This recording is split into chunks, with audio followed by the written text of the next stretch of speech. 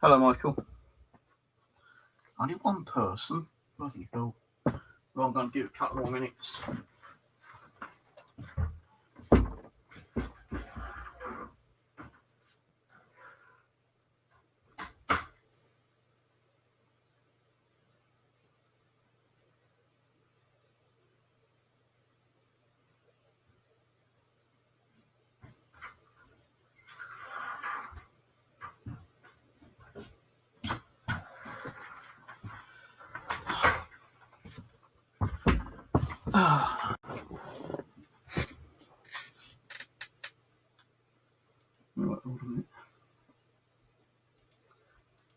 Right.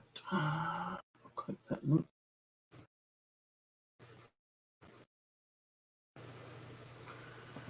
Right.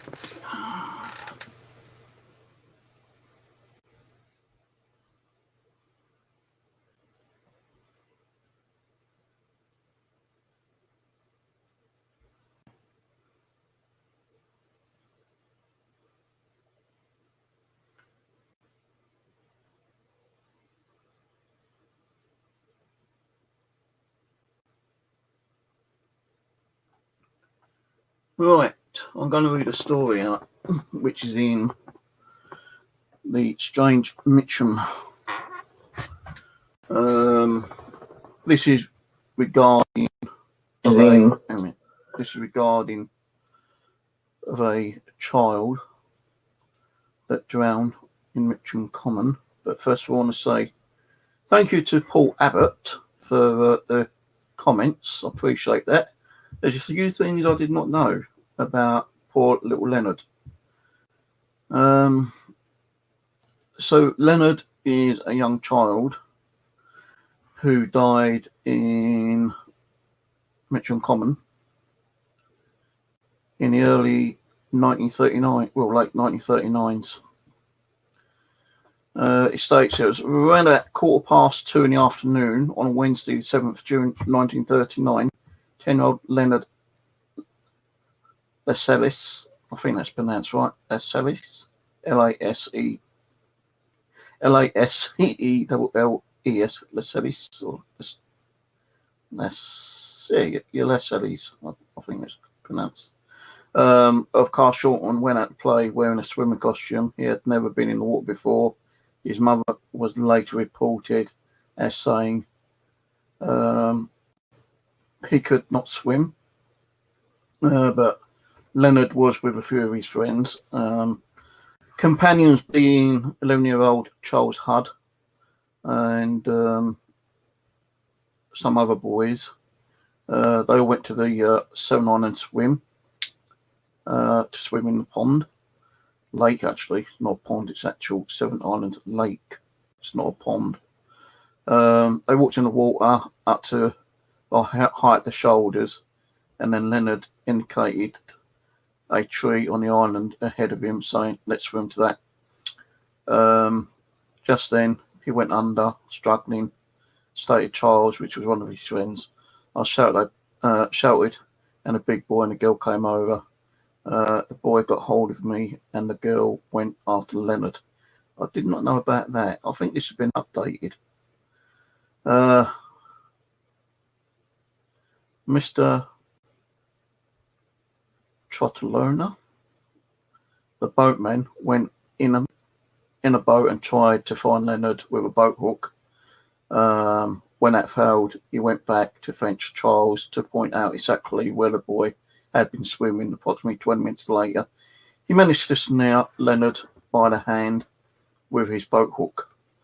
PC Morris had been in a patrol car nearby, and when told what happened, he ran to the pond where he arrived and applied artificial respiration.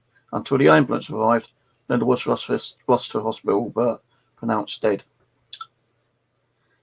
So Leonard, a 10-year-old boy, actually died on Mitcham Common Lake, Seven Islands Lake. Now, the lake at the time was pronounced the 7 islands. It has 7 little islands on it, but over time you've only got like 2 islands now, if that, because the lake's really kind of like shrunk over, how long is it now? 60 odd years.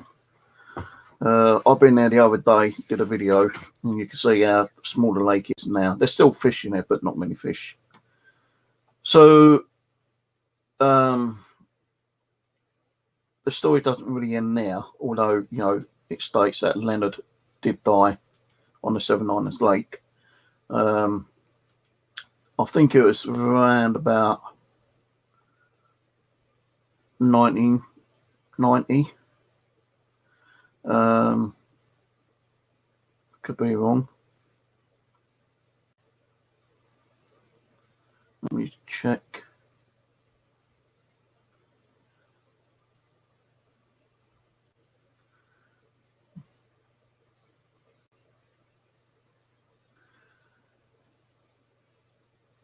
Right, a guy called Tony Down had completed a night shift and was walking home across the common in the early hours of the morning. Now, this was 2002, when he encountered an eerie apparition of a boy riding a bicycle. The boy and the bicycle were both entirely white and made no sound at all. As they approached and they passed him, the boy turned, staring at Mr. Down with an unnaturally fixed gaze. I'll say gaze. I ain't got my glasses on, so I'm kind of like misreading some of this, to be honest with you. Still staring back, Mr. Down, the unrevealing apparition cycled steadily on, closer and closer to the 7 Islands pond and out into the surface of the water. And lingering thoughts that the figure was simply a flesh and blood boy were dispelled. Oh, my eyes just went blurry then. When the apparition did not sink, but just continued cycling across the surface of the water and onto the darkness beyond. So Leonard Lascelles was a 10-year-old boy who went swimming with a few of his mates, and he couldn't swim. And he said to his mum he's going to go for a swim, but his mum said no, but he still went with his mates. And although it doesn't state here, I'm sure I read something else that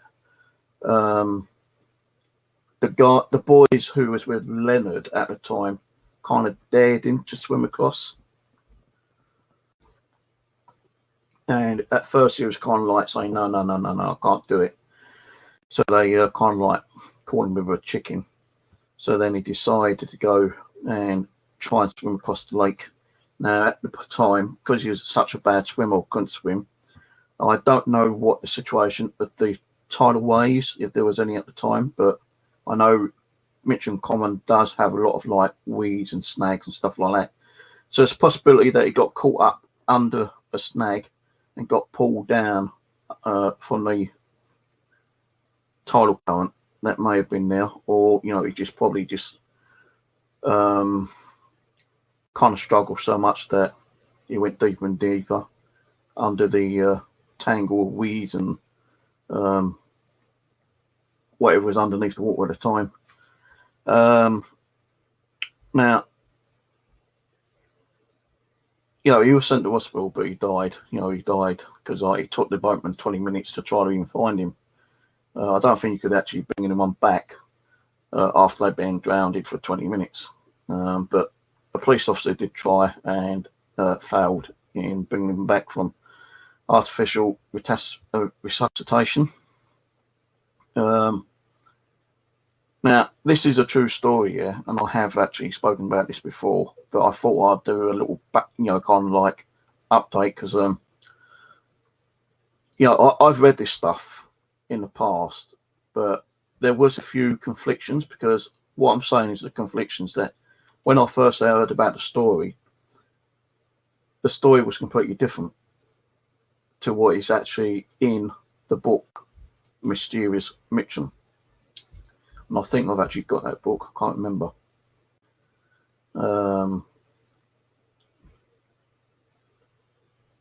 the website I can show you. A female journalist actually did a write-up on this, and that's what I'm reading from at the moment. I don't know if it's been updated or not, actually, because I don't remember reading some of this. But me and Simon James and my nephew's been over there and done some investigations. But I'll go on to that in a minute here. The first original story I was told was that Leonard was riding his bike down a dip, which is the higher part of the common. And he's riding down. Apparently his brakes would not work, and he just drove his bike straight into the lake. And it went in so deep that he couldn't get out, and he went that way. That's what I originally was told you, but that is the fake story. The real story is where he went swimming with his mates, and he went with his mum, and he tried swimming across the lake, not knowing how deep it was, not knowing how dangerous it was. And knowing he couldn't swim, he still went in with, when his mum told him not to, he still went in there and ended up drowning. Now, to say in 2002, a guy by Tony Dow, I think his name was, Tony Dow, D-O-W, he actually saw the apparition of a child riding a bike, which is kind of crazy because, it's, how long is that after Leonard died? If it's 1939, say 1940, that's like 60 years ago. Well, 60 years from when the time the boy died, from when Mr. Down actually saw the apparition of a little boy riding his bike. Now, Mr. Dow doesn't say how old the boy was. He just says that he saw an apparition of a child riding a push bike. Was it the same child? Was it Leonard that he saw, or could it have been another child that he saw? Because I can only see one record of a child drowning or dying on Mitcham Common.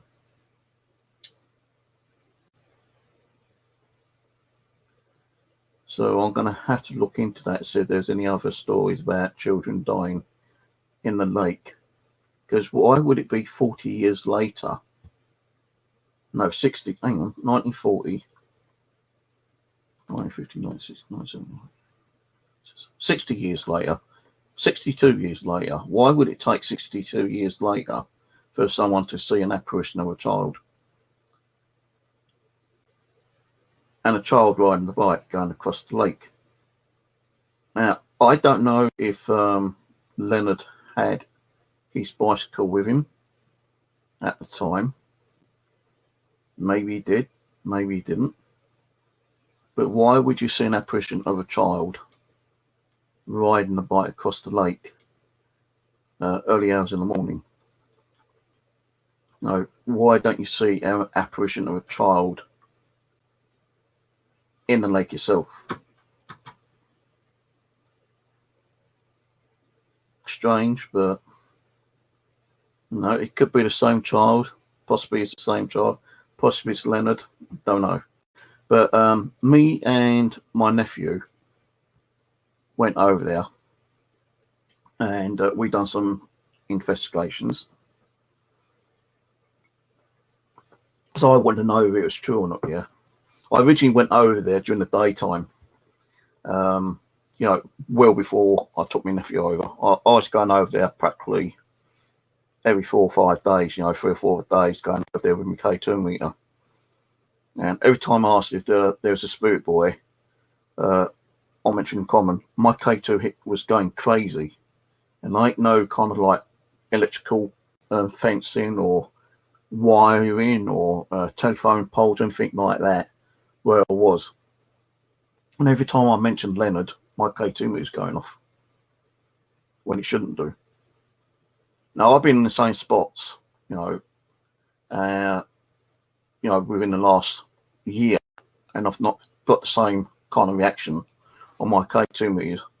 in those same locations like I used to a few years back. Now, I told my nephew about it, and I said, well, if you come up, we can go over there and do like an investigation and see if we get anything. And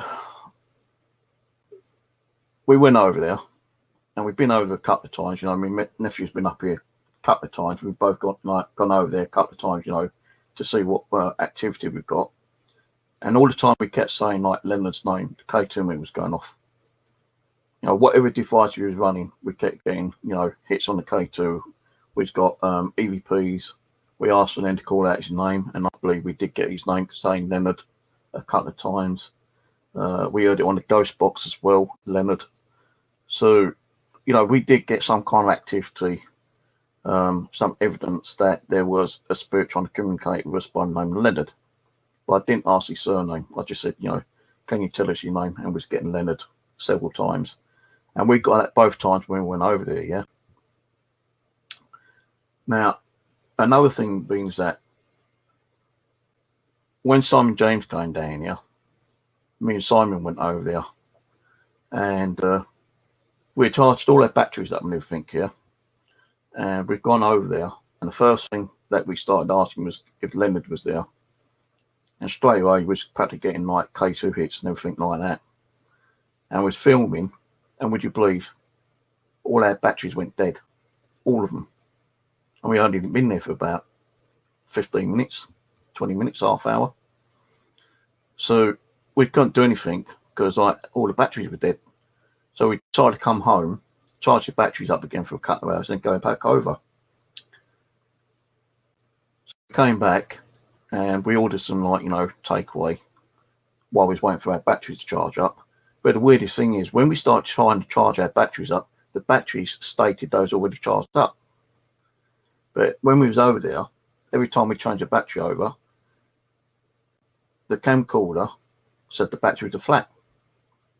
Now, we even changed the battery in the K2 meter, I believe, and the K2 wouldn't turn on. So we came home, charged the batteries up, got fresh batteries for the K2 meters, changed the batteries over for them and everything here. And then we went back over there later, and we carried on. You know, it started to rain a little bit, but we kind of like said, sod it, you know, we get a little bit wet, we get a little bit wet. I think Simon was a bit concerned about his camcorder though. But I said, well, you can always turn yours off, put it in the bag, and we just carry on using mine. When we went back there, you know, we didn't have no problems with the batteries this time, which was kind of weird, but it was still getting hits on the K2 meter. It suddenly kind of went a bit cold and misty around us as well, which was a bit unusual. But we stayed there. Now, I can't remember if it was the first time Simon came or the second time, but we went over there a couple of times, yeah. And Simon was doing this laser grid experiment. And, you know, I've had a few people come on here and say, oh, it could have been anything. It could have been the wind, you know, it could have been a twig or a leaf flying past it, you know, but it wasn't really a windy day or windy night because we went over at night time, yeah. And Simon set this particular grid up, and it's on flat surface, and he's using crystals as well. And we was asking if Leonard's around, and we was getting K2 hits, and we just turned around, like, you know, we just generally saying, hey, Leonard, if you can you manipulate that laser for us? You know, can you distort it? Well, actually, it happened. It got distorted. It actually kind of broke the beam. And well, Simon goes, did you see it? I said, what? He goes, the beam just broke. I said, you're joking? He goes, nah, look, because he was actually videoing it at the time. I said, well, wait until we get back home and check it when we get home. The laser did actually, you know, do the thing like break the barrier twice, I think it was, but then it kind of went back to where it's supposed to have been. And that was kind of crazy because I think that happened on a direct, you know, command. It wasn't like command. It's like asking Leonard to do something, and we believe he'd done it. Now, people are going to turn around and say, well, you know, how do you know that's Leonard? You know, you can't turn around and say that's a spirit child of Leonard.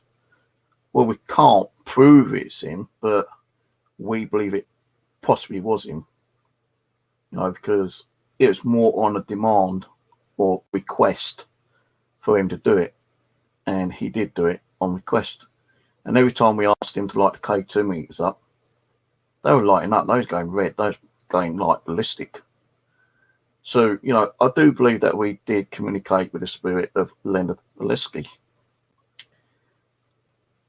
If he's at peace, I believe he's at peace. Did he come home? Because I said to him, if you want to come home with me, you know, feel free to. And I do believe that I did feel a presence of a child follow me home. And I felt like, you know, he was here for several months.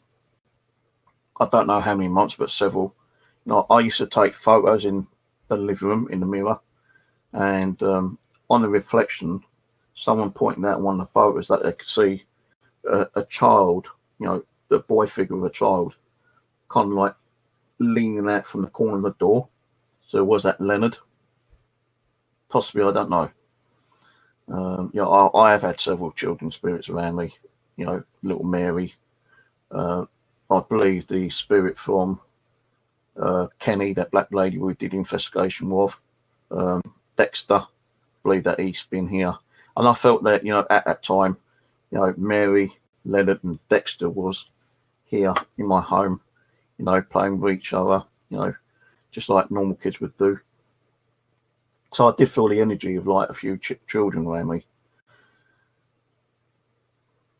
Not felt the energy of Leonard for quite a while, so I believe that he's, you know, moved on, crossed over, you know, be with his mum or any other of the relatives.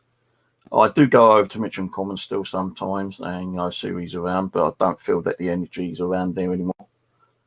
Pretty nicely we did, you know, just pop down from wherever he is and, you know, just come and say hello using the device, or, you know, talk to me, you know, saying, hi Steve, it's Leonard on, you know, my camcorder or something. That would be crazy ass, that would. But the only reason I'm doing it is because, like, you know, I did not know some of the information that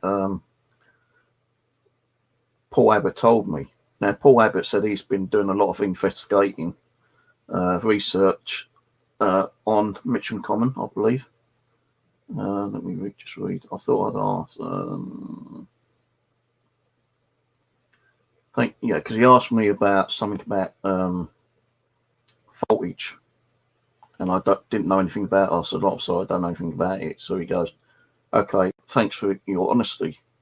Then he said, "The boy you're seeking on Mitcham Common is Leonard Lascelles. He was 10 years old when he drowned in the pond on June the 3rd, 1939, and he confronted at around midnight, only a few years ago, a computer operator who was on his way home named Tony Dow." So Tony Dow was the person walking across the common in 2002, I believe. So that's like 20 odd years ago. Mr. Dow only realised what he was experiencing when the smiling boy continued on his bike across the pond without actually sinking.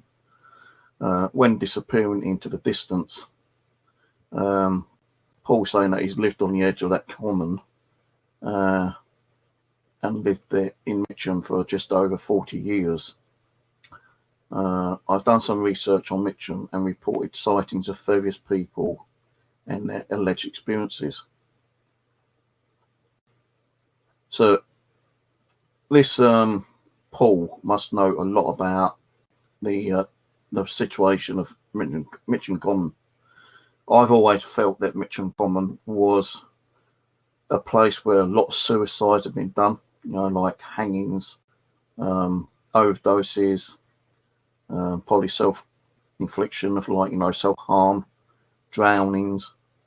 You know, there are stories that I've been told. If they're true or not, I don't know. And I have said this on my channel a few times. There's supposed to be, you know, 2 women who were lesbians who hung themselves on a tree because their parents didn't like the way, you know, they were being lesbians. There's meant to be a story of, I think, a Polish guy who hung himself on a tree just on the edge of the lake. There's that one. I know for a fact there is another one, which I think was also Polish, of a guy who went over there and took his own life by taking an overdose with alcohol, because he's partner had died and he was missing her and he wanted to be with her. He couldn't live without her, so he went over there, telling his family he was going to go stay with friends. But it was only until a few days later, a couple of homeless people was walking across the common and saw a guy, laying there. And he wasn't just laying there, he was actually dead. The homeless people rang up the police and the police went over there and investigated it. That was in the paper, I know that. But I can't remember the person's name. Now, I did know where the person died because it showed you roughly around the area where they cornered off. So I went around that area and, I took my K2 meter and a ghost box and EVP recorder. And I even took a crucifix, on a necklace hanging on a tree, as a token of respect, for me even trying to communicate with him. And, again, I had a few hits on the K2 meter. I did get some stuff on the ghost box. I think I heard him saying thank you for visiting or something like that. I can't remember because like a few years back now. And this was during the daytime. Now, when we did, I think it was Leonard, we did go over to that location, but we didn't get nothing that particular night. But there's been a few suicides over there. The last one was an actual, I think might have been a murder case actually, because like last year, I think it was, there was something in the paper because they cornered off Commonside Road and apparently someone seen a body on fire on Mitcham Common. And the police was called, fire engine was called, and now what I heard was that it was a chopped up body. Someone chopped the body up and tried to like get rid of it by burning.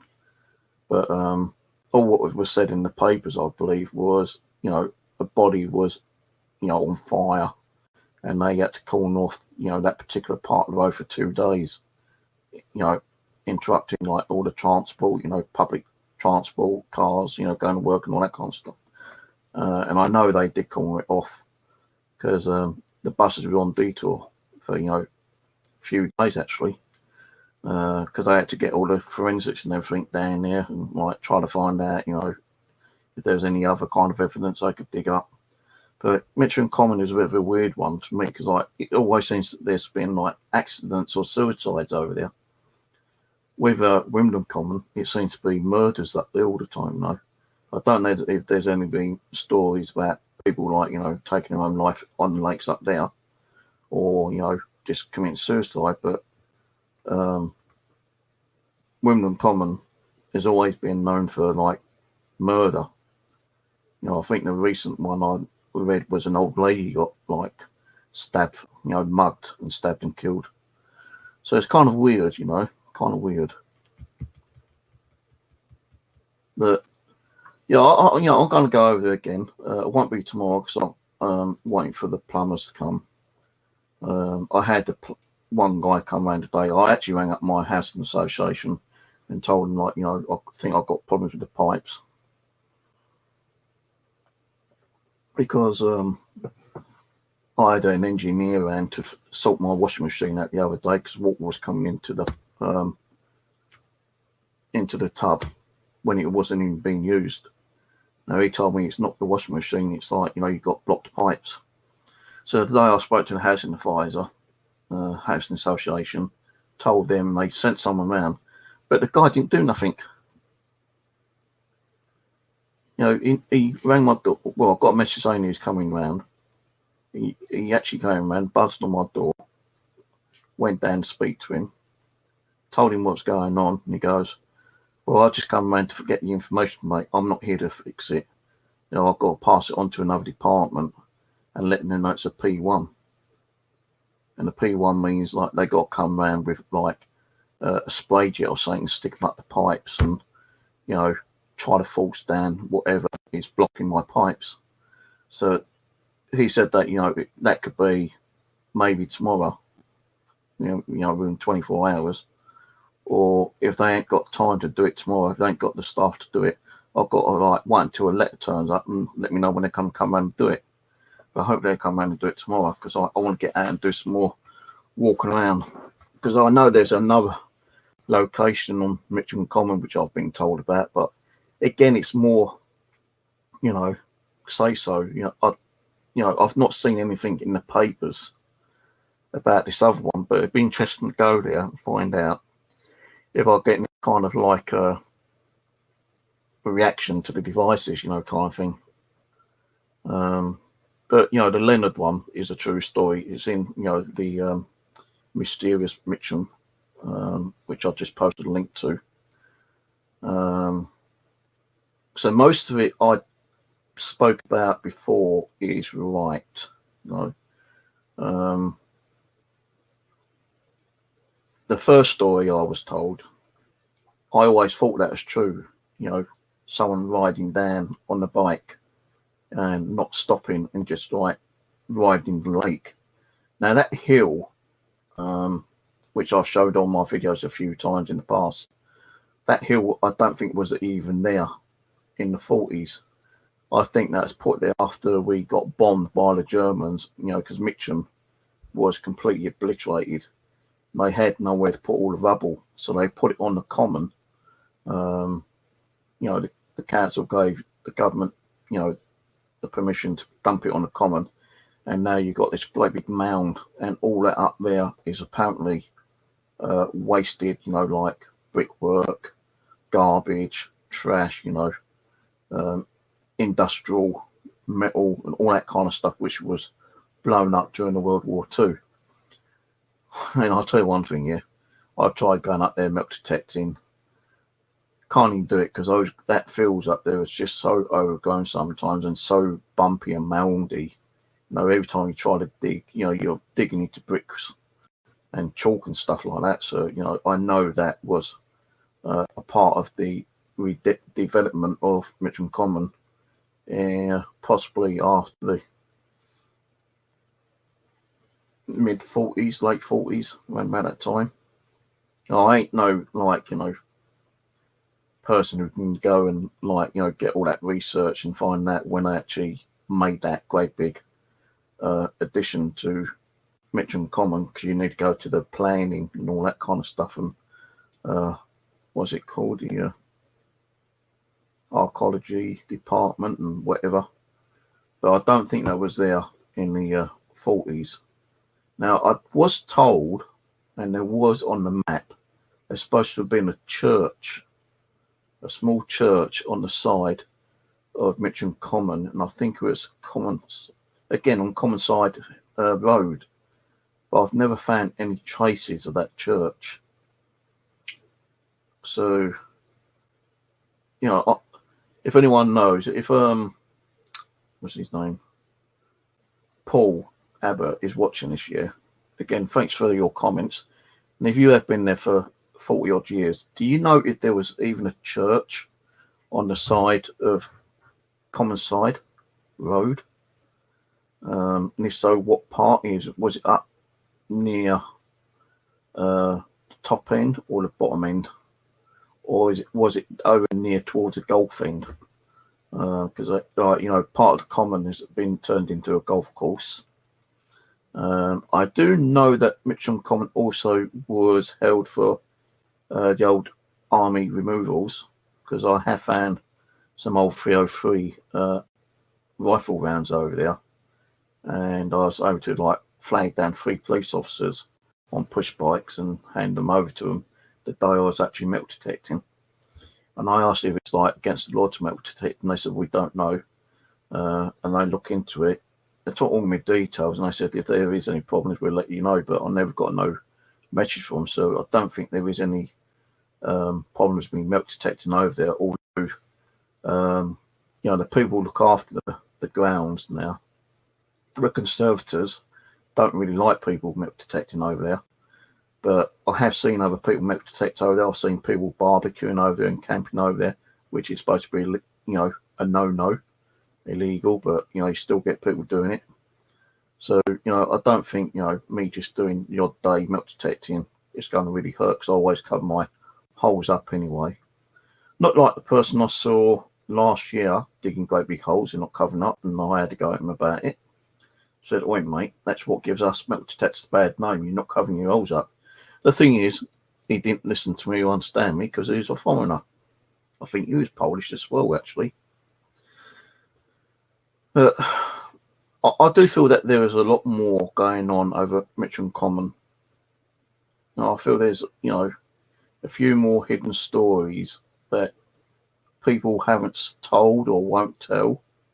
And it'd be interesting to find out if there is other stuff. Like, there's a few stories here in this mysterious Mitcham.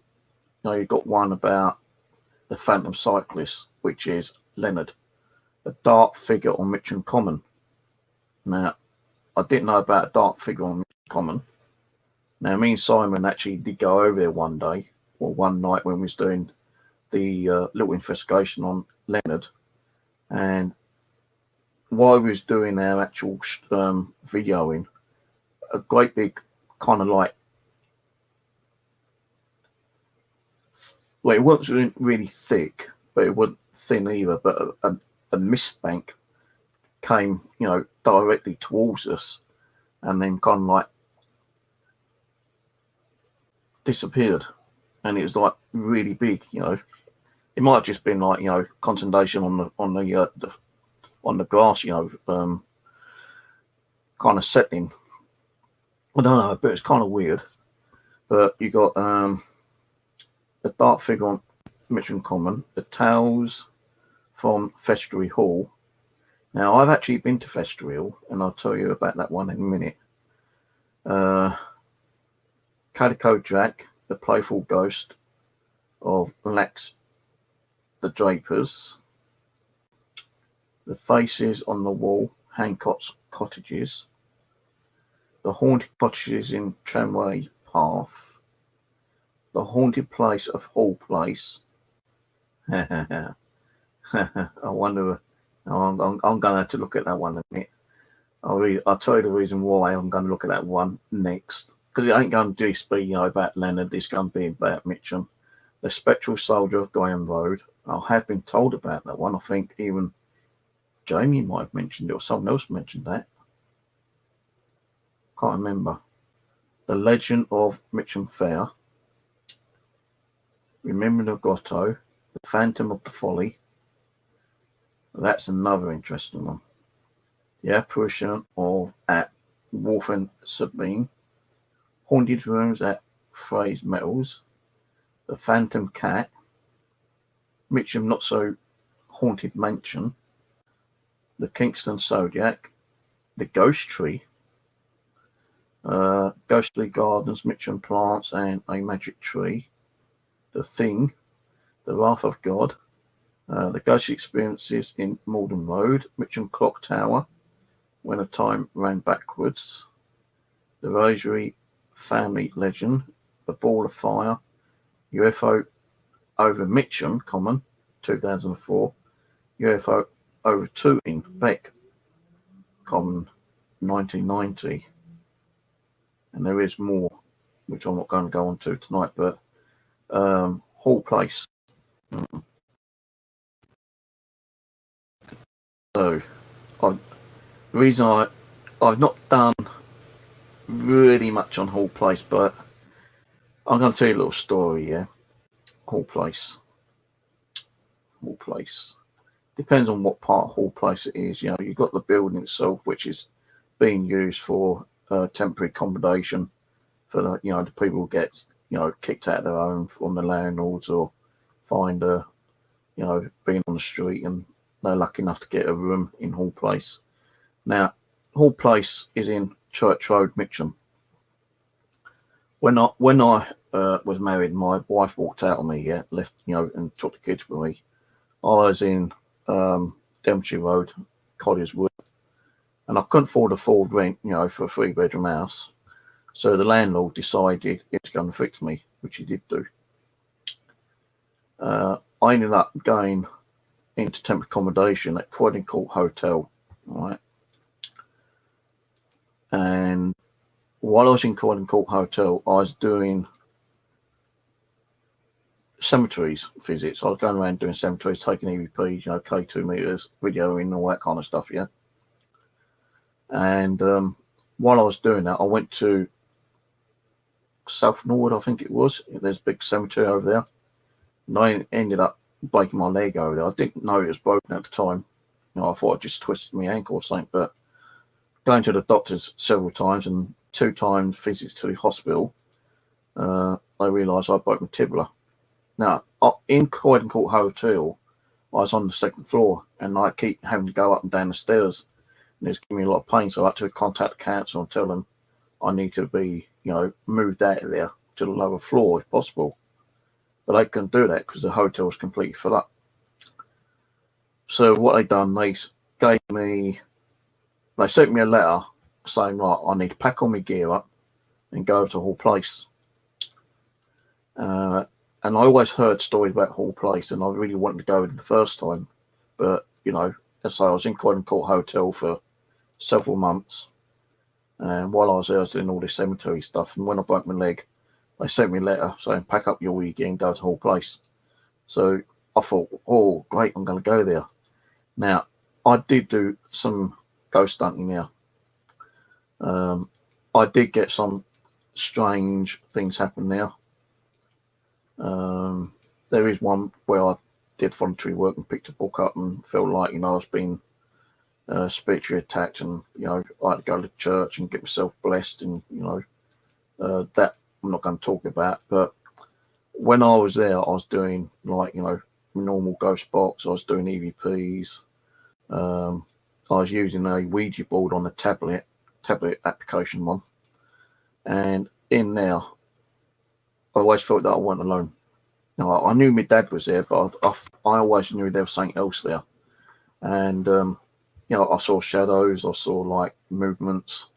Something went past my bedroom, across the kitchen, and then back from the kitchen, back to the toilet, asked, you know, because I thought it was my dad. I said, like, you know, that's you, Dad, and you're near the bathroom, walk across the kitchen. Now, I saw, like, a long kind of, like, shivery white object go past, but on the video, which I was doing at the time, trying to capture it, it only captured it as an orb, a light anomaly, small orb about that big. But when I caught it, when I caught it, I saw it as like a long shivery kind of like wavy kind of like object, humanoid, you know, well, near enough humanoid. It's long, thin, and shivery.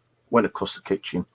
It kind of spooked me out, and I said, well, that's you, Dad. You know, I feel that you are there, and if that's you, can you go back? And I saw the same thing walk back past the kitchen towards the bathroom.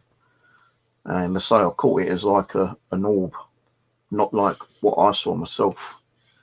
And when I was there, there's a place where you do your laundry, and you have to have an appointment to go and do your laundry. Now, the only time you could really get to do your laundry was like late, you know, like early morning times. And to go down a corridor, down another, turn right, down another corridor, turn left outside to like this opening area, and then you got like a building where you got your washing machines. And I recall one night when I had my appointment, you know, I didn't take no cameras or anything. You know, because I didn't think about it at the time. And I didn't even know at the time what was going to go on, you know, and this is a true story. I went down there to do my washing one day, and it's around about 2-3 o'clock in the morning. And as I putting the things in, no, there wasn't no window or anything, the door slammed. And that kind of started me, what the fuck, you know, I thought someone might have been walking past and just pushed the door. So I've gone to the door and opened it, and there's no one outside. So I thought, well, it must have been a breeze or something, yeah, but I didn't notice there wasn't no breeze. So I carried on putting my washing in, and I had a choice sitting there and wait for it to, you know, go through the whole cycle, which would have took about an hour, or, you know, go back to my room. So I thought, I'll go back to my room. So as I was putting the last lot in, I turned around and I saw like a shadow go past. And I thought, who the fuck is that, you know? And I've gone out thinking it might have been someone, just seeing if, the washing machine's free or something, yeah. But there wasn't no one out there. So I thought, probably imagination or something, So I've gone back and went into my room, watched some TV, and went back later to get me washing. And when I got back there, some girl sitting there. And I said, all right. She goes, yeah. I said, you're waiting for the machine? She goes, yeah. I said, right, I'm just emptying mine. She goes, all right, cheers. And she looked a bit pale. I said, what's the matter? Goes, did you just slam the door? I said, no, I just got here. She goes, that door just slammed. I said, you're joking. She goes, no. I went, yeah, that happened to me earlier. And I didn't tell her I was like a ghost hunter or anything like that, kind of thing. I just thought, well, just coincidental that the door slammed. Maybe there's something wrong with the door. So I've just got all my washing and I've, put it all in the bag, brought it back up to my room, sorted it out, let it dry out naturally. And I didn't think anything else about it. Well, anyway, it was about 2 weeks later, I've gone back down there to do some more laundry. And there's a different person there. And she's just getting the washing out. Because you've got to be there on that time, otherwise you miss your slot. Someone else might come along and steal it. And now again, it's like between 2 or 3 o'clock in the morning. So I've gone down there, this girl sitting there, kind of like getting her washing out. And she goes, oh, you must be next then. I said, yeah. I said, can I ask you a question? I don't want to freak you out, I think, but have you had any kind of weird experiences down here? And she goes, yeah, funny enough, I've sat here a couple of times, a bloody door slammed on me. I thought, really? And I said, anything else? She goes, yeah, I've seen like shadows walk past the door. I thought, interesting. I said, did you go to see if there was anyone? I said, she goes, no, I bloody didn't. I ain't fucking going to go to that door because someone jumps out and fucking wakes me or something. I just like sat there, and if anything was going to come through that door, I'd have been screaming my head off, she goes. So it's kind of unusual that another person had the same thing happen to what I had, where the door slammed and she saw shadow movement. Now, the thing with that, right, that place, Hall Place, used to be during the war, apparently. This is what I heard. I don't know if it's true or not. I don't even know if it's, 100%, but during World War II, the soldiers that fought the war who was injured came back and they was nursed in Hall Place. It's like a makeshift hospital, apparently, yeah. And, quite a few soldiers did die there from the wounds. Later, they closed it down and then made it into an old people's home. And I don't know how long that was for, but even elderly people died in as well. And then later on, it changed into like, the Hall Place accommodation for homeless people. And that's been like that for 10, 12 years or something like that, maybe a bit longer. So if you've had deaths from World War II soldiers and like elderly people, I wouldn't be surprised if that bloody place is haunted. Now also there's an old archway to an old building just outside, just slightly past, right next to it, there's like a school there, and they've got like this archway, and that goes back, I believe, to what year was it?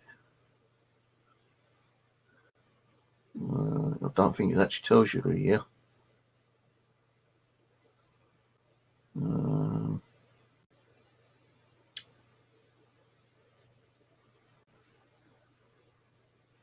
There is stories about this archway from 1959, I believe. Also 1914. Some of this material came from the Abbey House and Liberty and Company works at Merton Abbey Hills.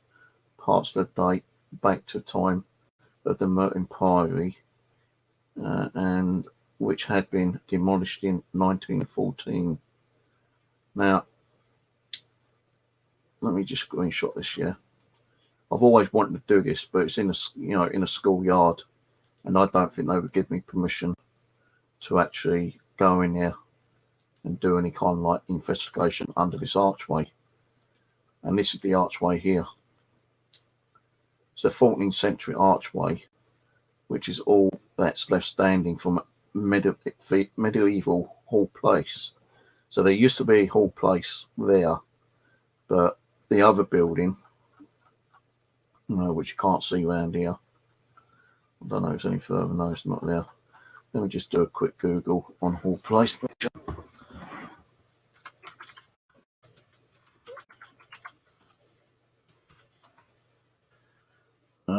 Right, mate.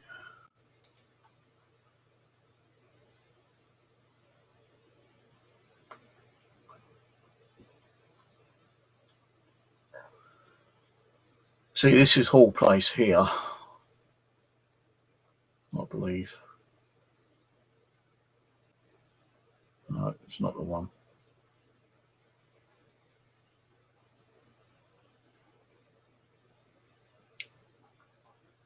No, it's not the one. Because you're right on the roadway and you see it as you go in. And that's not the one.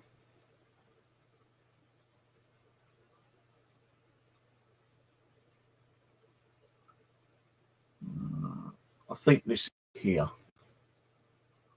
Yeah, that's it here. That's part of it. That's the entryway, but you can't actually see the full building. That's the way it is now. Because when it was an elderly person's home, apparently the building got burnt down. So they rebuilt that particular Hall Place there as a replacement for the homeless people.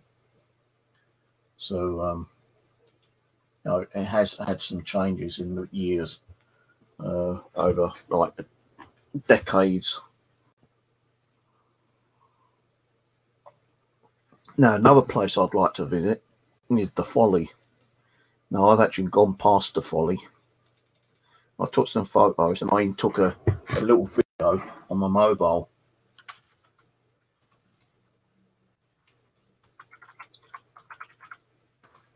And the Folly is a part of an old castle, I believe. And again, thanks to Paul, he gave me a little bit of information on the Folly. This bit here, bit of an old castle. No, it's another picture. Another one. And there's one here, and one here, and one here. Now, I went past there one day because I saw it. I jumped off the bus and just wanted to see what's down this road, and I saw this and I thought, wow, that looks interesting. And I was standing around back this area.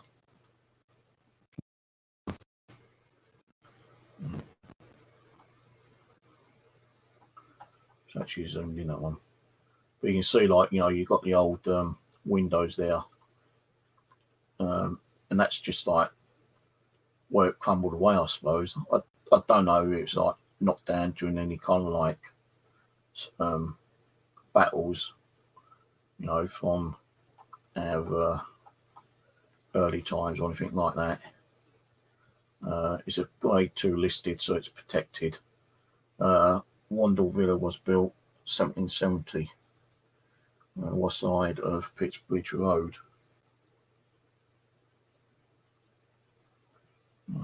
But that's not it.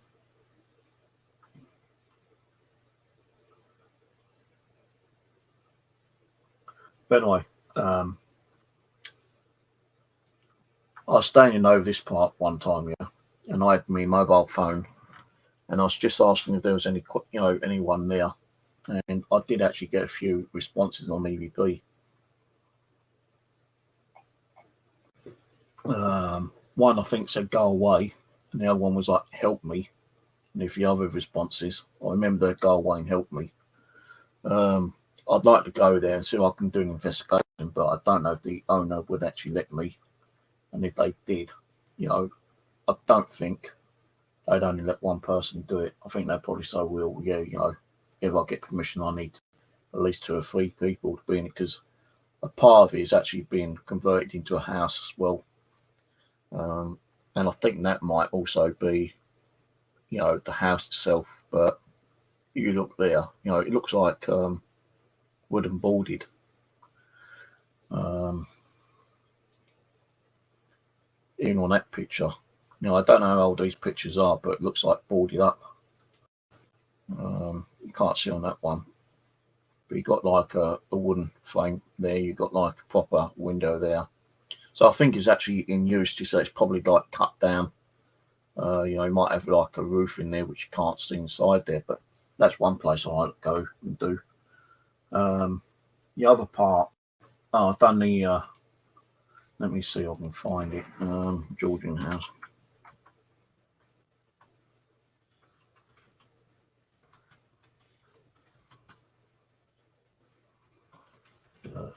Road.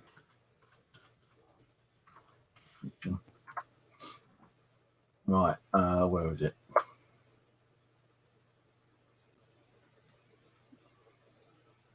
Don't tell me it's not on here.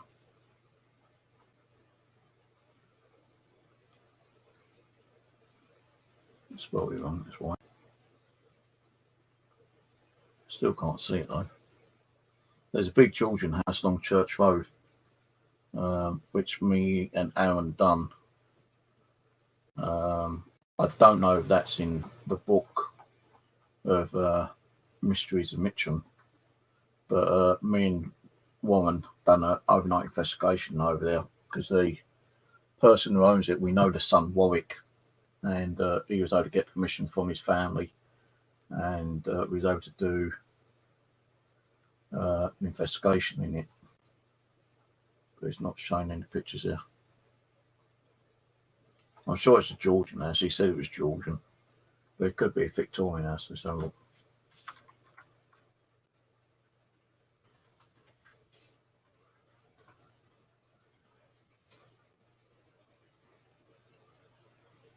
No.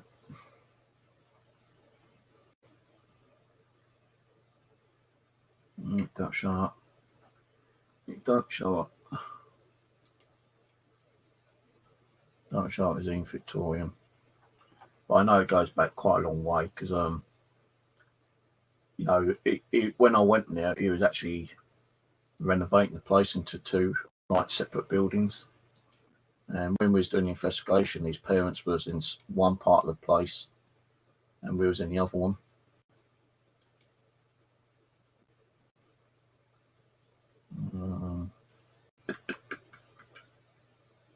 Just seeing if I can find it on here, but I can't find it.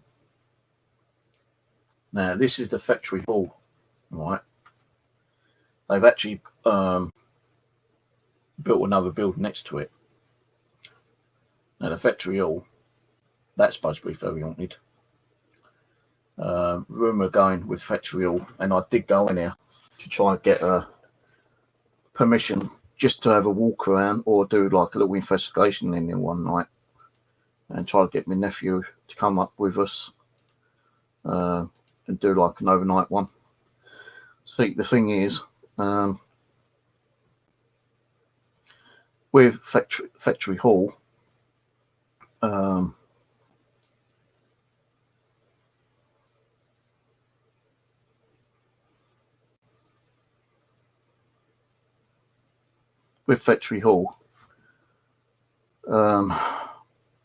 the story with that one is that there's supposed to be a rumour at early hours of the morning, the lift would just automatically go up by itself to the second floor when there's no one in there.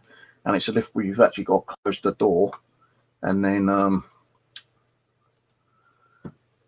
push the button and then go up and open the door to exit the lift. Now, I spoke to a security guard in there one day, yeah, and I asked him where he goes, yeah, it's happened to me a couple of times. I've come down, you know, shut the lift down, and he's gone out, you know, gone to the office, and all of a sudden the lift doors would open as if someone's going in there, they close, and the lift will go upstairs to the next ground, and then you could hear the lift doors open again and then close, and that was it. So I said, so the story's true? Then he goes, oh yeah, it's definitely true. And he reckons that there's supposed to be a white lady that roams the upper floors during the night time. Another thing is that with the factory, it's got underground tunnels.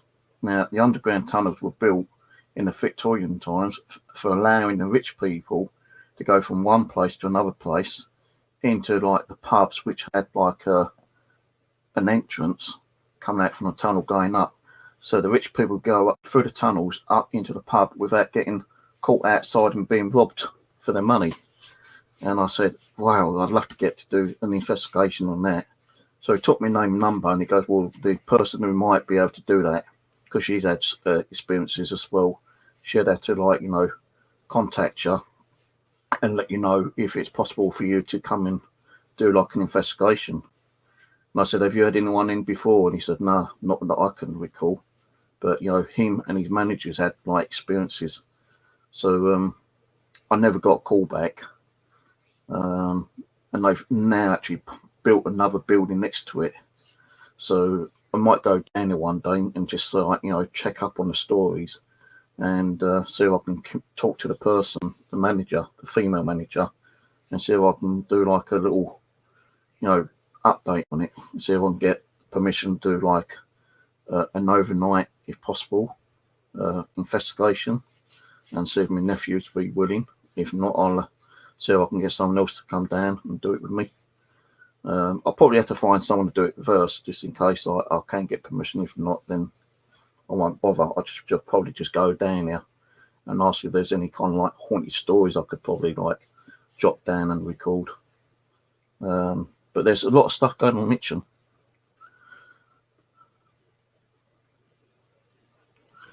So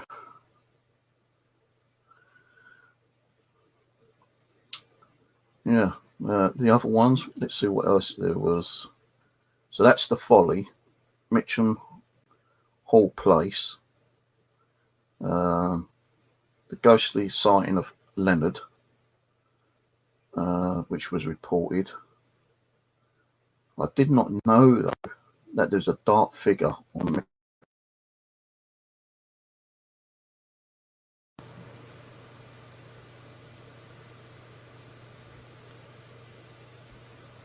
Now, I know there's a story of Mr. Biggin, who was the person who took over the common and spent a lot of money getting the common, you know, into a nice, respectful place. I think I'm not sure if he came mayor or something, but after he died, they erected a statue, and you know, they erected a statue, you know, for Mr. Biggins, and they also named one of the ponds Biggin Ponds, and that's on one of the other part of the Mitcham Common. Now, I've been to the statue monument, and I've asked if Mr. Biddens is there. I've actually got EVPs of him saying Bidden, you know, his surname. I've had a couple of K2 hits, but not major K2 hits. I've not heard the story about the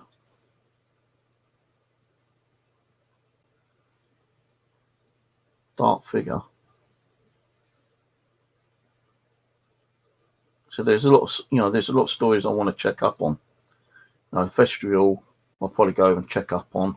I'll do a little bit more research on the dark figure. I don't think we've ever come across a dark figure over Mitcham Common. I wonder if it might be the highwayman. Because when I started doing Mitcham Common, I used to get like EUPs like highwayman, robbery, death, hanging.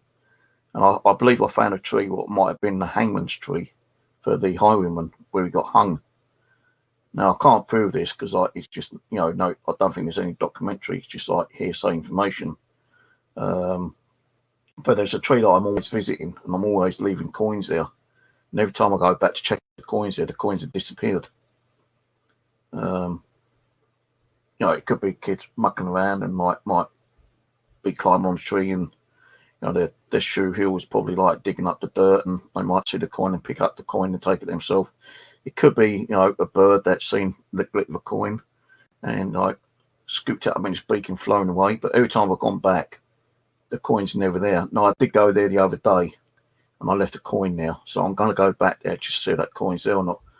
Because I always think that if there was, real stories of, highwaymen being hung there, maybe the spirit of a highwayman is taking the coins and hiding it with his stash of other coins where he used to ride along the commons and do hold-ups.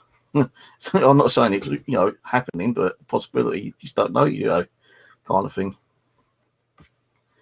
The Phantom of the Folly. The Phantom of the Folly. So that's why I want to go there. So if there's a phantom, I'd love to capture some kind of evidence. Even just some EVPs would be cool. Right, let's see who's on chat, because I've been talking enough.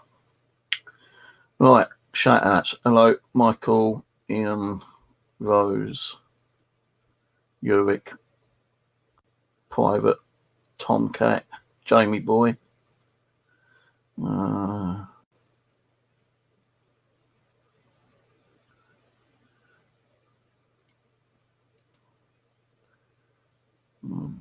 Yeah, he'd be 90, but well, he probably may not be alive still. He might be dead if he hadn't drowned in the lake. But if he hadn't drowned in the lake, he could be 90 years old.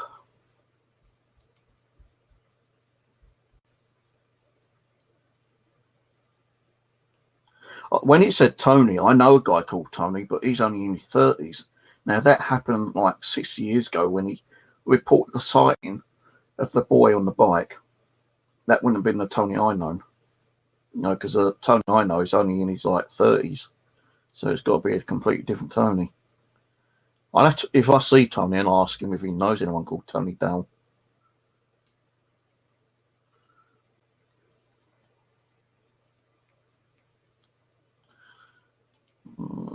Lakes can seem warm, serviced by the bank, but actually be colder than you think.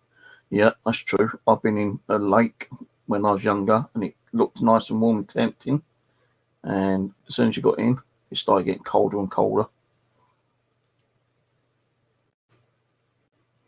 The convict guys were seen in Wyndham Common. Didn't know about that one. Hello, Angela. How's it going? You found a story on Leonard on the Croydon Advertiser in June 1939, but I couldn't read the whole thing as I wouldn't have. Oh, right. Croydon Advertiser. I'll have to check that out. Yeah, there has been UFOs sighted over Mitcham Common. I'll check that out in a minute. That hill wouldn't have been there some years after. No, that hill was only put up after the war. I believe the big hill. So I think that's down to all the all the bomb, all the bomb we had. They probably put all the all the crap up there, all the waste, all the bricks, everything you could probably think is, is probably up on that hill. So he wouldn't have been you wouldn't have been riding down that bike on that hill, because that hill wasn't never there. Found that out later after I found out the true story behind Leonard. There used to be a windmill. Yeah, I know there used to be a windmill, because that's near that little, what's the name, innit? Just on the edge of the common. I can't think of the roadway, but there's a pub in there, like a diner, and there's a windmill there. Actually, I've seen it.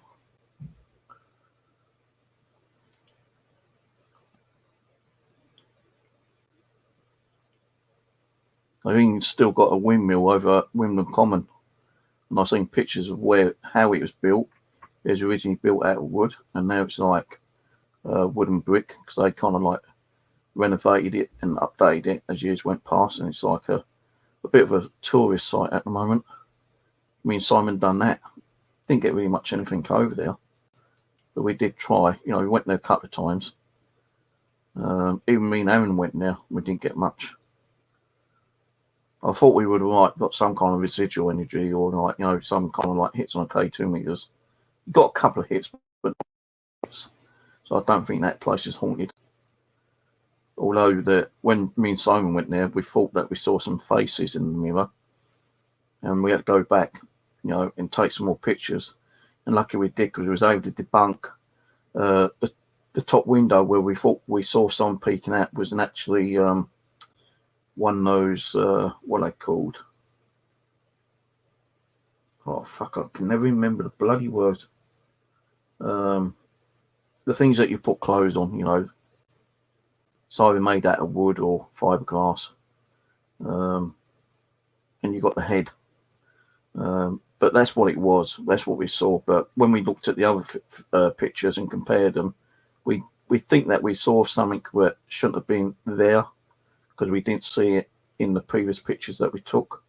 So there was something going on in the windmill, but it could have been someone working there. But at 2 o'clock in the morning, I very much doubt it. I thought we saw something moving around on the shelves, but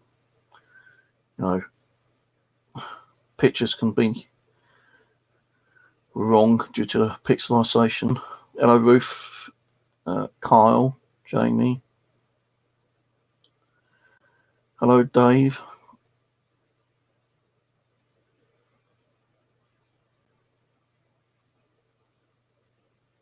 Hello, Angela. Hello, Rose. Changed their bloody handle again. Freaking hell, Rose. Rose and Kev, Hyde, Uric. That folly most likely is the wrong site that used as a decor for 1870s and 1850s, very popular back then. Might have been. Don't know. So I've not really seen a lot about the folly. I know that they're supposed to be, it's supposed to be haunted. Built like, early 1700s, I believe. But I could be wrong. Lots of IT set almost unconscionable. You look properly, it suddenly becomes obvious. Yeah. Don't know. Ian shouldn't be booted. Ian's there. I can see him.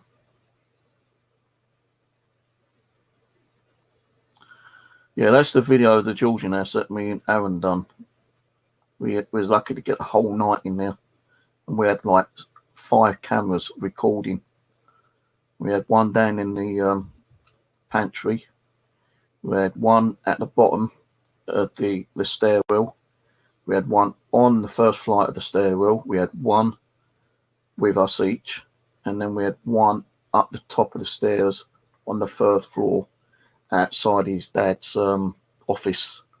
And you can see his door office. It's one of the old ones, which has got one of those latches, and it just kept opening, shutting, opening, shutting. You can even hear the latch close and latch itself. Then you could hear the sound of it being unlatched and opening again. And his dad wasn't even there. His dad was in the other part of the house, which had been like, because it's a big Georgian house, but they chopped it in half because they want to sell one part of it and keep the other part.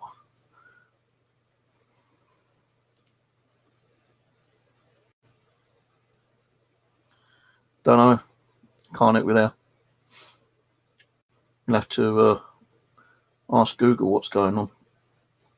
I'm not having no problems when people are posting streams.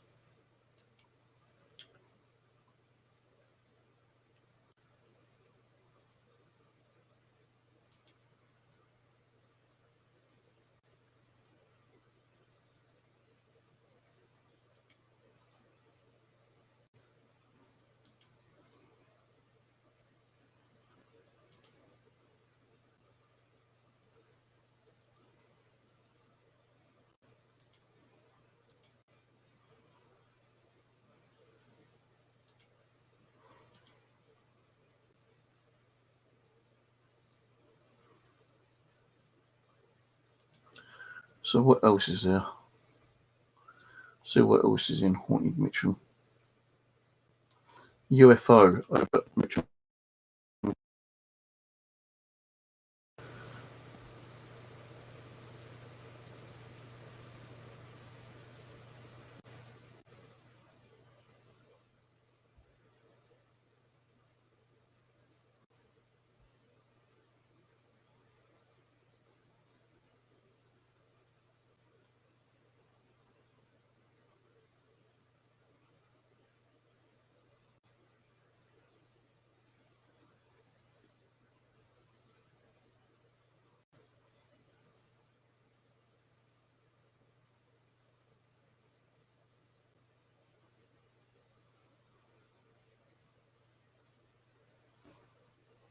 Well,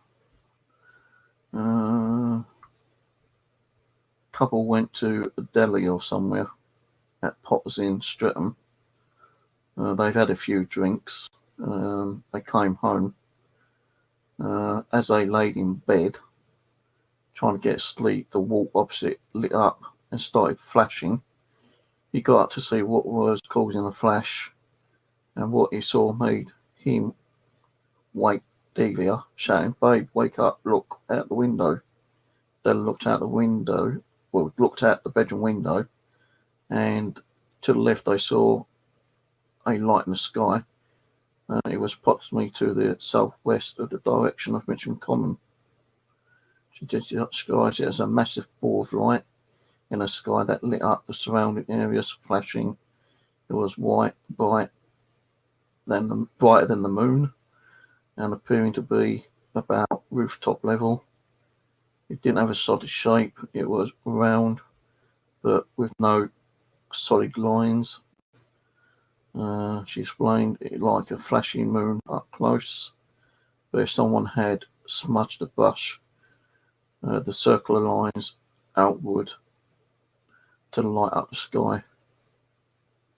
She described the flashing fast like a strobe light. Paul remembers that there was a strange light affected to it too, which was yellow and green. So an unusual UFO sighting over at Mitcham Common. What year was that? 2004. Monday, September the 6th, 2004. There was another sighting over 1990. I'm not worried about that one. I'm just more.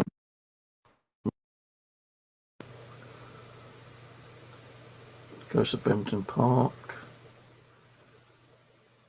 The figure in the alley up in Bennington.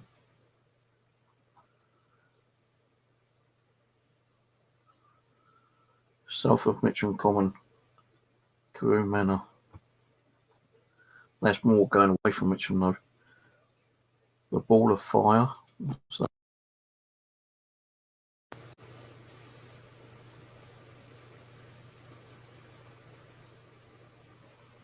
no, it's a bit too long to read. Tales from History. They do have like underground tunnels.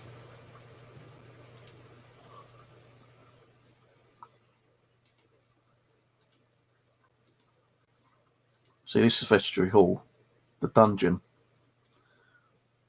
So maybe they had a dungeon there in the early times. In one compact meeting room, a small door hidden behind a coach stand unlocks and reveals a narrow and rickety old staircase leading down to the cobweb depths beneath ground level, marked on the building plans as a coal hole. The room at the front of these stairs are actually known as, to some of the staff, as the dungeon. For safety's sake, in case we have an accident, for example, we have to let at least one other member of the staff knowing we are heading down there. As we start down the stairs, I hopefully ask if we should close the door behind. No, good Lord, replies Carol. Are you mad? So why can't I close the door? So you got this building here, which is known as the dungeon, and that goes back to, I believe, I'm not reading all this, I'm just like, getting dates, possibly back to 1776. So it's quite an old building. Then you've got this tunnel here. I believe that's the tunnel they might have used to go from, from here to the pubs. The ghost. I believe Carol is the one who I need to talk to, because I think she's the manager there. Because the security guard told me she's had several kind of unusual experiences there, and she does believe in, the paranormal, supernatural.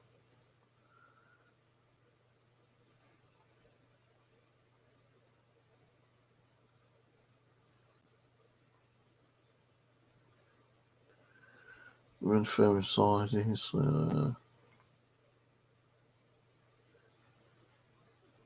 Access to various prices and equipment. So you can actually like hire something like £10 a month virtual office, virtual space for £10 an hour, room hire £10 an hour. So you can find out what room is more haunted. Maybe you could actually go in there, rent that room, and do like a mini investigation. So like if you go in there for 3 hours and you know a particular room's haunted, then you could say, well, I want that room, get permission to do like some research and a little mini investigation in there. As long as they're making money, I don't think they're going to turn around and say no, are they?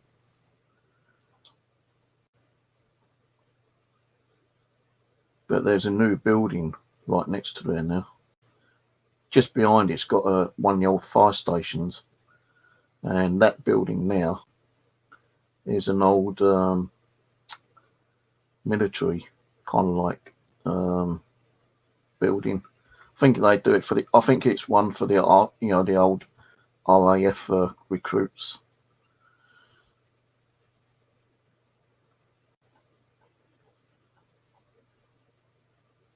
This room looks a bit creepy as it is. Just looking in that space, it looks a bit creepy.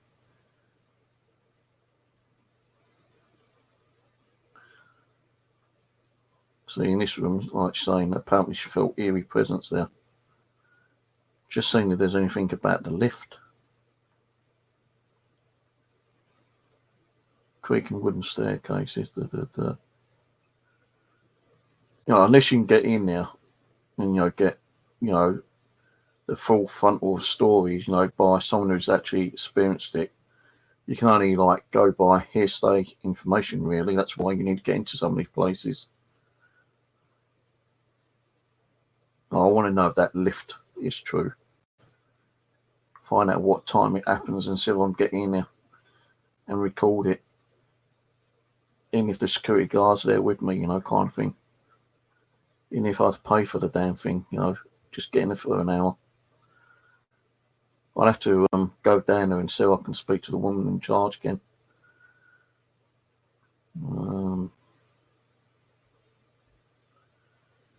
The Ghost Street was somewhere in the vicinity of Wilson Hospital once stood an ancient and eerie-looking tree, so sinister in appearance that the young children who played in the area told stories of it in hushed voices. It was known as a ghost tree. I don't think Wilson Hospital's there anymore. I think that's been knocked down. I know there was a hospital over that area near Cedars Walk. I think it got knocked down. I'm not sure. I know a friend of mine, a female friend who was a fishing person. She knew I was into like milk detecting and ghost hunting, and she goes, "Well, there's a hospital that's been knocked down, and it's just like open ground now. You can easily get to it, and you can do an investigation there." But she never gave me the, correct directions.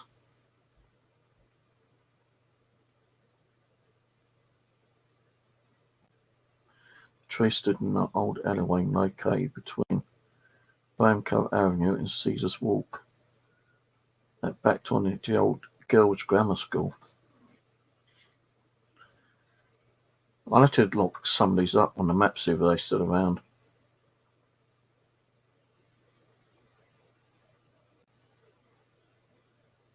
Spectral Soldier of Graham Road. Someone supposed to be like one of these kind of soldiers. But I think that road's been not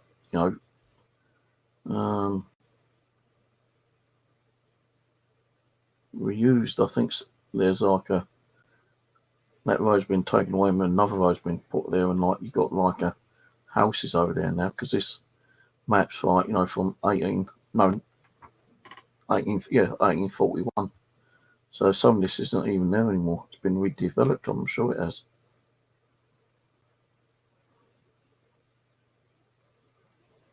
So what's the thing?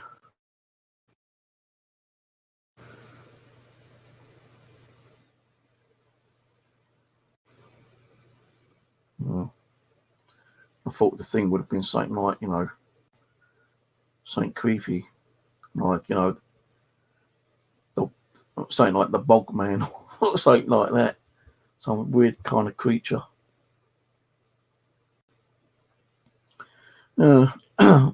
Interesting. I'm going to have to read up on some more of them stories and probably follow them up and do my own research, go to the locations and see if they're still there or not. I might even try to contact Kenny.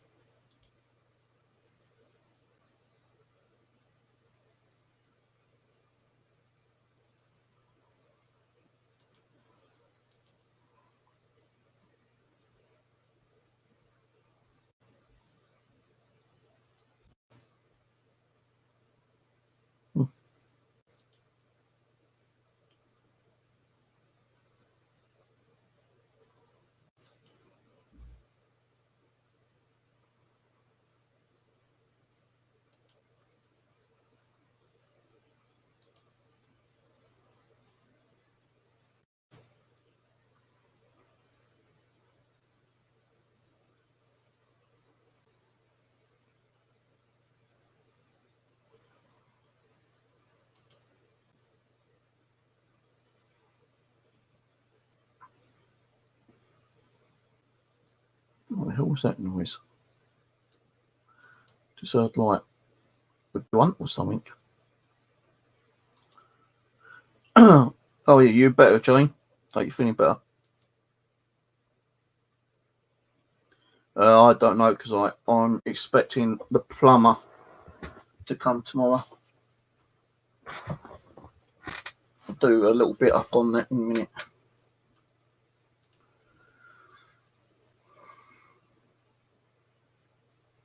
Is it the weekend tomorrow? Friday tomorrow. Ain't weekend yet, girl. You're jumping ahead of time. It's Friday tomorrow. I don't really class Friday being a weekend. I'll class Saturday and Sunday the weekend. Oh, finally. I class Saturday and Sunday the weekend, not Friday. I say Friday, it's nearing the beginning of the weekend. I don't class it as a weekend. Saturday and Sunday I do.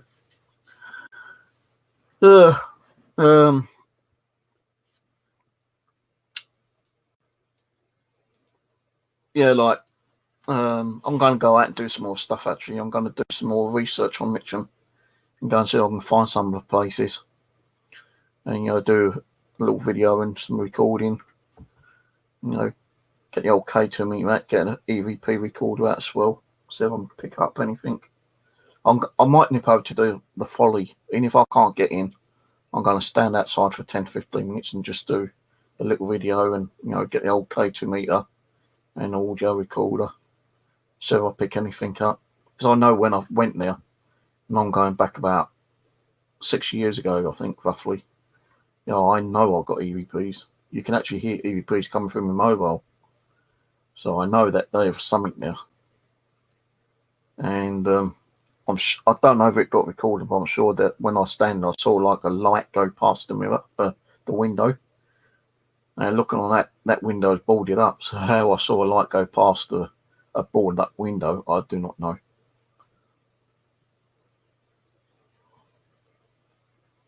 Maybe it's a residual of someone walking past with a lantern. Not saying it was, but it's possible. You know, you don't know what's possible.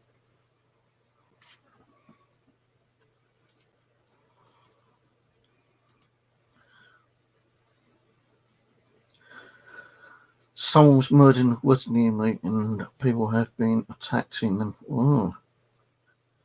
Get some equipment out there, Jane. Go on, go out there. Be a brave woman. Go and do some recording. Do some EVPs. See if you catch anything interesting.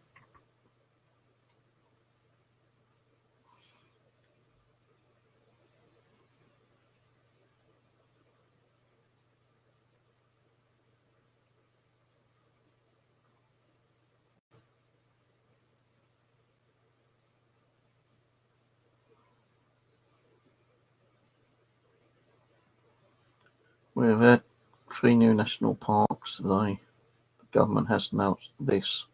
One is a large heath area. We got heaths, but not big heaths, like just over near the back of one of the Mitcham Commons. There is like an open field, well, class of the heath, but I think that might have had residential stuff there. Make sure I've got the video still up.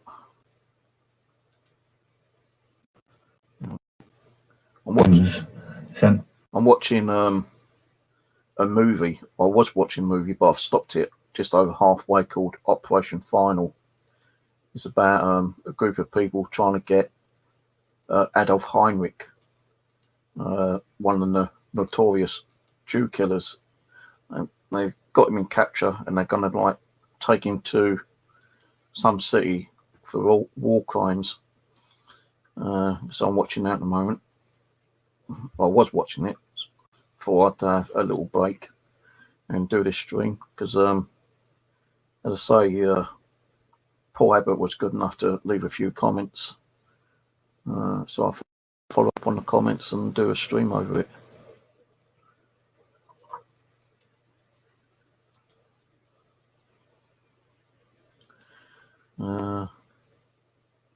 He has left another one actually. Okay, so good luck with that.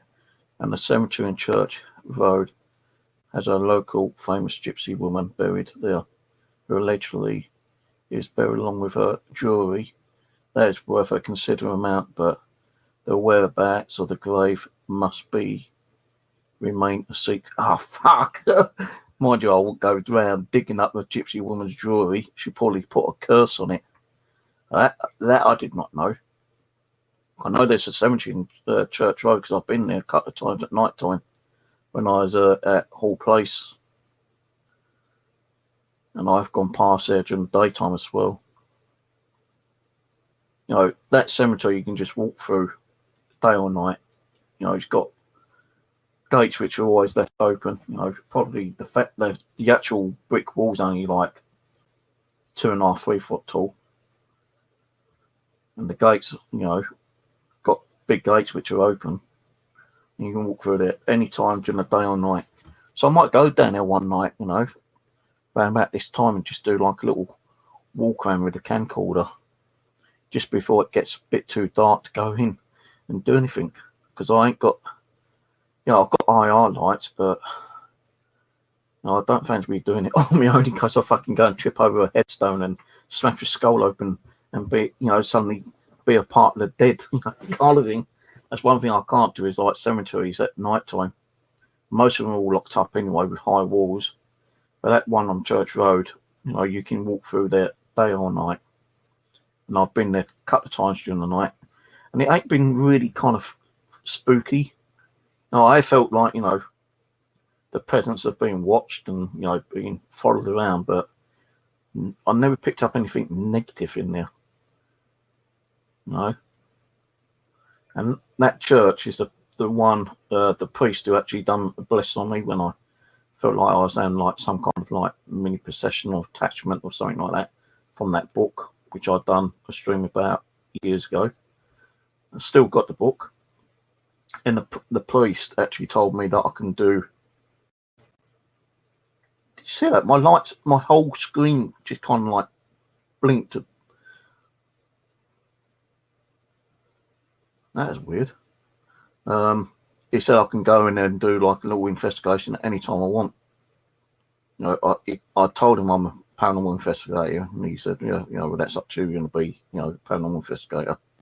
God's giving you the will to be a paranormal investigator. Just follow you know, God's will in your dreams, you know. Showing that I'm stuck indoors most of the time, doing shit here all the time. You know, I'm going to start going, you know, I've got, you know, the thing is, I do fear being out on my own. That's the only thing. I fear going out on my own because of like, you know, several reasons. One, someone could come up to me and attack me and mug me and murder me for, you know, what money or equipment that I might got on me. Two, I could get locked into a location and not get out until the morning. And if it's a, you know, cemetery, I don't want like any kind of spiritual energy chasing me around the whole bloody cemetery, scaring the shit out of me.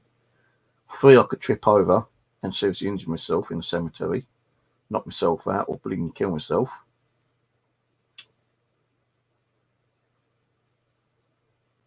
And 4, I could be walking and fall into a bloody crypt and never get out, kind of thing. An underground tunnel leading to hell. I don't know. That's the only reason I don't go out. I fear that I might get attacked or I might injure myself. But I'm going to consider about going out and doing some stuff like I've done the park, 2 parks around near me. I've done them. Something told me to get out, and it's not going to cause me any harm. No one's going to attack me, and I did go out. This was a couple of years ago, so I'm going to kind of like pluck up the courage and do the local parks again one night. The only thing is I can't stream it, I don't think, to the internet. And I know usually there are kids sitting in that park. The one where the little girl died, falling off the climbing frame, and her dad commits suicide because he left his daughter so much, because they both, his partner separated him, and he was left with his little girl, and the little girl fell off the climbing frame and killed herself. An accident. Because he missed his daughter so much, he committed suicide, and the story goes that the park is haunted by the little girl, and sometimes, people are seeing a little girl and a man there. And me and Aaron and Simon Jones have done investigations down there, and they had activity. Now the thing is, that park is backed up right at the back of the cemetery as well. So it's like a little bit creepy down there sometimes, knowing that the cemetery is right at the back of it. And you're only talking about from the park where the bench is to the cemetery metal fencing. It's only about 20 yards. Hello, Stephen. How's it going?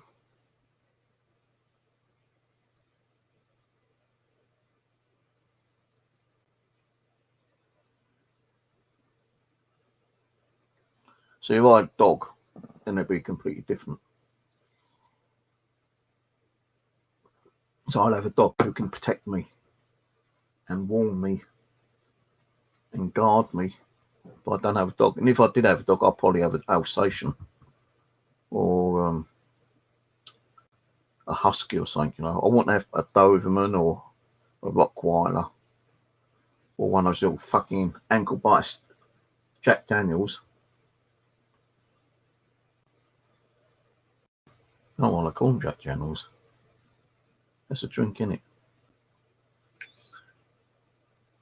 But if I was allowed to have a dog, I'd have an Alsatian or a husky or something similar to an Alsatian. So I feel they're more of a, a protector kind of a dog. I know, little pit bulls and terriers can be like little protectors as well, especially greyhounds. They're supposed to be pretty good, but if I was able to get a dog, I'd get myself an Alsatian. German Shepherd.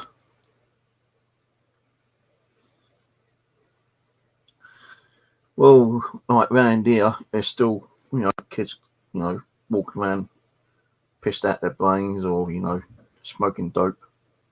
I only walked across the bloody park the other day and 3 black kids asked me if I wanted to buy hash. I said, no, I don't smoke. So, you've got 3 kids, who are still at school selling hash. What are you going to do if they ain't got money for hash? They want men to go and buy some. They're going to fucking rob you, aren't they? So I have researched this area a few years back. The 2 cottages that used to be across the road, which have now been knocked down and renovated into like blocks of flats. When those bungalows used to be there used to be a lot of crime in them 2 houses. There was prostitution, there was drugs and alcohol. There was even a murder in one of them. A lot of drug dealing. Homeless people breaking in and like staying there. That used to be, one of the worst parts of Mitcham. Into balcony bungalows. Oh, did I say balconies? Bungalows. But they've gone now. I still have some of the stained window from there. And the rocking chair I've got from there. And the place I've got the rocking chair from, I did get some photos, and the bedspread was covered in blood. Weren't painted as blood. You can tell it was blood.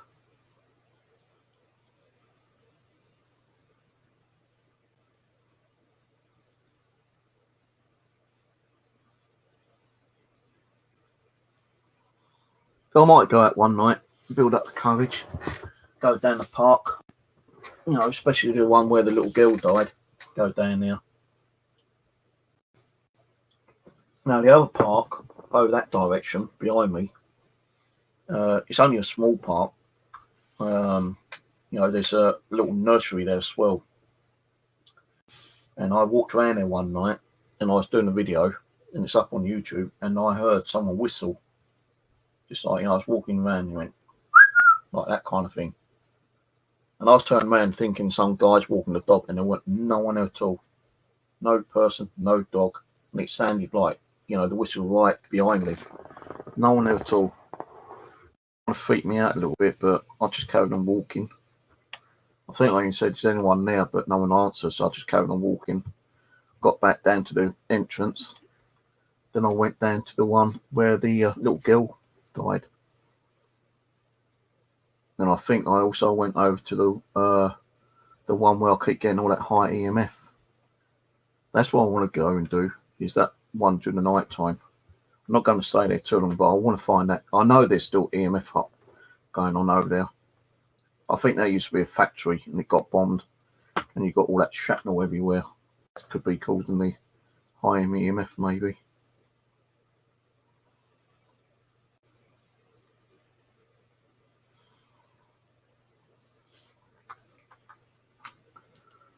Right, I'm going to shoot off, so I need to go to the bathroom. I want to watch the rest of this movie, Operation Final. I've watched half of it. I've got another 45 minutes of that to watch. They got him locked up in a room as a prisoner at the moment, these Jewish people. Adolf Henrik. That's what they got locked up in his room. And they're trying to get him to sign a document for him to be prosecuted in a Jewish country. But he said, no, we'll only do it in a German country. But they're trying to get him to sign this document. And Heinrich's, worried about his family, and knew the person in the room was the one who abducted him. He said, I know it's you. A bit later in the video, he says, just tell me if my family's okay. And he said, yeah. And old Henrik, he's like near enough in tears and gladness that his family's okay. But now you got the Germans looking for the Jewish people that's kidnapped Henrik. So it's an interesting movie. And the only reason I started watching it because I saw it, and I've done the cemetery a couple of times. I don't know if I caught anything in the cemetery in the last one because I've not watched the video playback yet. Well, I will watch it back and see if I've got any responses on the old Echo Fox or the Necrophonic. Like I said, I never really liked Necrophonic, to be honest with you. Never really liked it, but now, I've watched quite a few videos and people are using Necrophonic and they are getting some good responses. Why does my light keep dimming and out? And why do I keep seeing like a shadow over there where my pillow is? It's like a fluctuation. Look, see that's happening again. I'm not doing nothing. I'm sitting right here. I just don't know why my camera keep going off and on. Well, it's not going off and on. It's just like, you know, fluctuating between light and dark. And if you look over where my pillow is, it looks like something's laying on my pillow.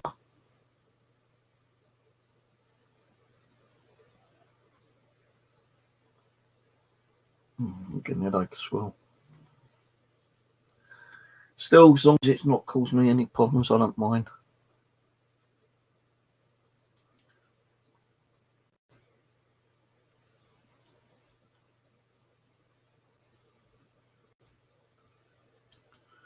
But no, I'm going to go. Cheers for popping on. Won't be streaming tonight. Won't be going on anyone's channel tonight to either talk or go and hang out. I have been invited on a few hangouts actually, but I'm not welcome on other ones at the moment, which I'm not going to really talk about. But you know, I do go on and say hello to people, although I don't get invites, which I ain't really bothered about because I'm having early nights now. I'm not staying up till all hours of the night and not getting much sleep. So I enjoy going to bed around about 1, 2 o'clock and having a nice long sleep. So I don't get woken up as much now. I did speak to the neighbour today about, you know, if she's getting any kind of rumbling on in her system. And she said, well, she used to get quite a lot, but she had it sorted. But it is like affecting a little bit again now. Now I spoke to the guy who came around earlier, and he said, well, that's probably, you know, the flusher inside your, that's like not working properly. It's not to do with your pipes. So the pipes needs to be like unblocked. They got to bring someone around with like a special jet thing to, you know, clear the drain. And if it's blocked up from the drain and going up the water pipe, they've got to stick this bloody great big jet thing up there to like try and block it. And hopefully that might be tomorrow. If it ain't tomorrow, then I've got to wait for a letter to come through to let me know when I can come in and do it. Well, I want to try to get out, you know, for a couple of days. I probably might be going to my bushcraft next week. So I told her upstairs that there might be some. I said, I just want to let you know that I'm going to be banging next week. And don't think it's like, you know, I'm banging because your kids are making noise. I'll be banging because I'm going to be putting some picture frames up. And if I can, I want to get some shelves because I need to like sort my living room out. And she goes, well, thanks for letting me know. But if you are banging, it wouldn't really bother me. But thanks for letting me know anyway.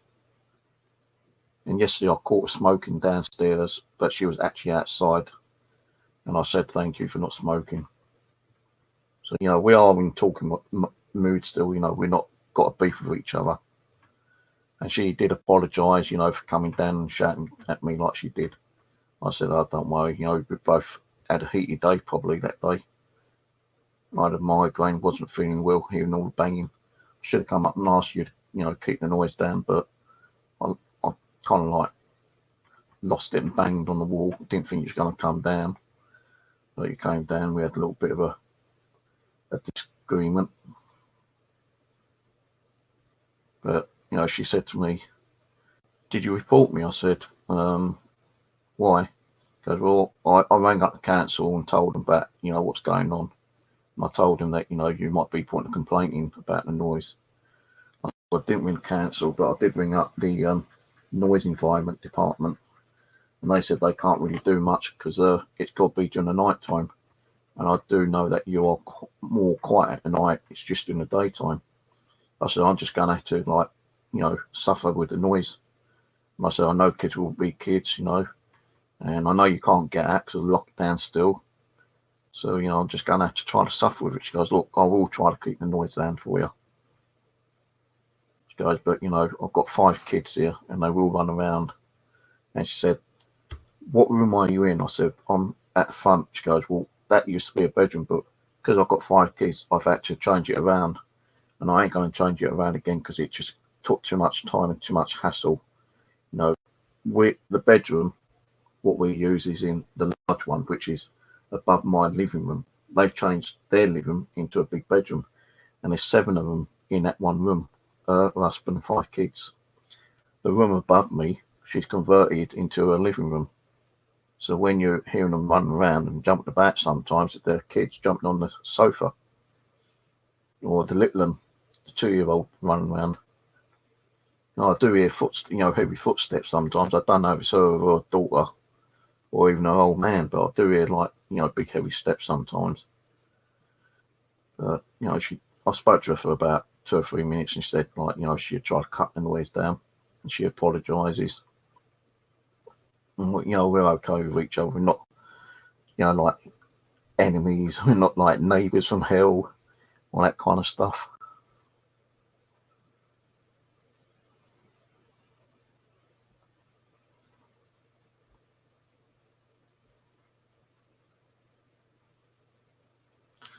But yeah, well, probably try to get out. So I've got waiting all day tomorrow to see if they turn up, because the plumber said he's going to put it as like priority P1, and I said, well, they need to come up. And he said, yeah, they might need to come up and check that your pipes ain't blocked upstairs. There are ways of doing that, but he thinks it might be the drainage cover, because you've got like a little drain thing there, then you've got another one which is covered. He goes, that's not your one. This is the one which is covered. That's yours. So if that's blocked up, they'll unblock it, and then put a pressure pump up there, clear out whatever there is. And I said, well, I know she's got kids upstairs and she's probably using wipes, so that could be blocking it up. Well, I sometimes use wipes as well. So I could be blocking up. Both could be contributing, blocking bloody pipes up. But because he said it seems like more of a outside issue, then I won't have to pay the £70, because my housing advisor, my housing association said, if it's something that I've caused myself, it's a £70 fee. And I said, you got to be joking, I can't pay £70. Because well, you have to pay for it, then you can pay it in bit by bit. But it depends on what the problem is. And the guy I spoke to said, no, it seems like it's an outside issue, and it's backing up and blocking, and that's why. Because I actually said, when I turn the taps on to make a coffee or have a wash or something like that, you can hear the water trying to come up through the bath. You can hear the gurgling. It goes, and that's definitely blocked. And if it is blocked, you won't have to pay for it. So I'm happy about that. He's put it as a P1, so it should be done tomorrow. If not, then I've got to wait for a letter for them to come around, let me know when they can come and do it. And I suffered like a year with it. A few more days ain't going to work. But anyway, I'm going to go. Need to go to the bathroom. Then I'm going to watch the rest of this movie. And after the movie, I'm going to do some research on Mitcham. See what other place I can go to. You might see me on Just Chaos tomorrow. So he does streams on Saturdays and Sundays. And I'm always welcome on there, on the Hangout, to chat. I've been invited on a few other streams on the Hangout, which I said I'll have to let them know about.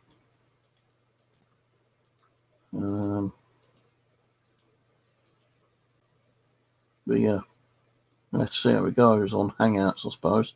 If I'm getting invites on Hangouts, then I'll probably join them. If I don't, then I won't. I'll probably stay and chat on a couple. And if I get an invite, I jump on. If I don't, I don't. I'll just sit and chat for a little while and talk for a little bit and then jump off. As I say, I've been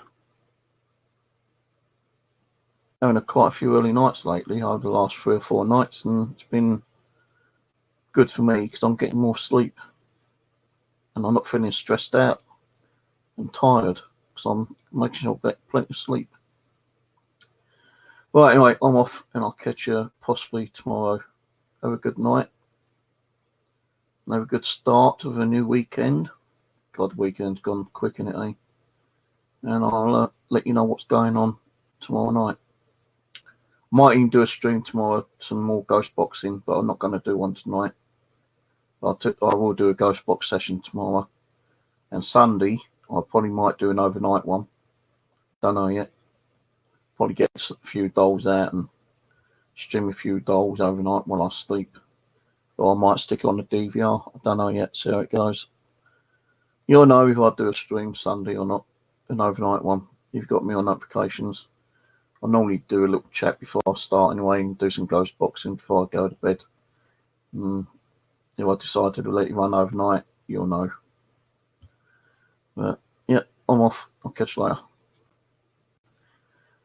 Ciao.